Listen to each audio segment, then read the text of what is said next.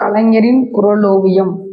கலைஞரின் குறளோவியத்துல இன்னைக்கு நம்ம பார்க்கக்கூடிய குறள், வெறுவந்த செய்தொழுகும் வெங்கோல நாயின் ஒருவந்தம் ஒல்லை கெடும் அப்படின்ற ஒரு அருமையான குறள். அந்த குறளுக்கு கலைஞர் சொல்லியிருக்கக்கூடிய கருத்தையும் கதையும் பார்ப்போம். ஒரு நாடு இருந்துச்சு. அந்த நாடுல கொலைகள் அன்றாட நிகழ்ச்சிகளா இருக்கு. கொள்ளையும் களவும் பொழுது கொள்ளை களவு செய்யறதா பொழுதுன்னைக்கு நடந்துட்டே இருக்கு. அப்படி ஒரு நாடு. அங்க ஆள்பவர்கள் கூட்டத்தாரே அநீதிக்கு கோபுரம் கட்டி வன்முறை கலசங்களுக்கு நாள்தோறும் குடமுழுக்கு விழா நாட்டுகின்றனர் அப்படின்னு அழகா வசனத்தை எழுதியிருக்காரு கலைஞர். இப்படிப்பட்ட ஒரு நாடு. இந்த நாட்டுல மக்கள் எப்படி நிம்மதியா இருக்க முடியும்? எப்ப பார்த்தாலும் கொள்ளையும் நடந்துட்டே இருக்கு. மக்கள் நிம்மதியா இருக்க முடியல. அதுல நிறைய மக்கள் அழிச்சிடுறாங்க.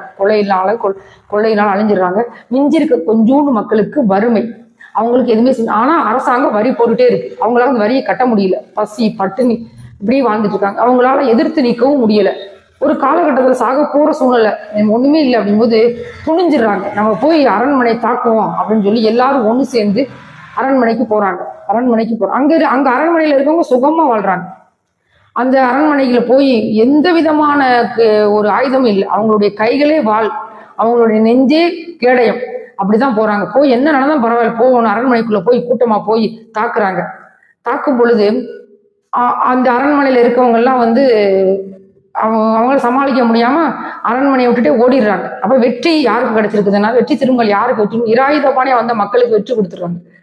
அப்ப அந்த அரண்மனை விட்டு போயிட்டு அடுத்த அந்த நாட்டுக்கு யாரு ராஜா? யாருமே ராஜா கிடையாது. உழைப்பவர்களுடைய நாடாக மாறிவிட்டது அந்த நாடு. இப்படி உலகத்துல உழைப்பவர்கள் நாடுகள் நிறைய இருக்கு. அது பட்டியல் நீளும் அப்படின்னு சொல்றாங்க. கலைஞரின் குறளோவியத்துல இது மாதிரி நிறைய கருத்துக்கள் உள்ள விஷயங்கள் நிறைய இருக்கு. தொடர்ந்து கலைஞரின் குறளோவியம் படிப்போம், பயன்பெறுவோம். நன்றி, வணக்கம்.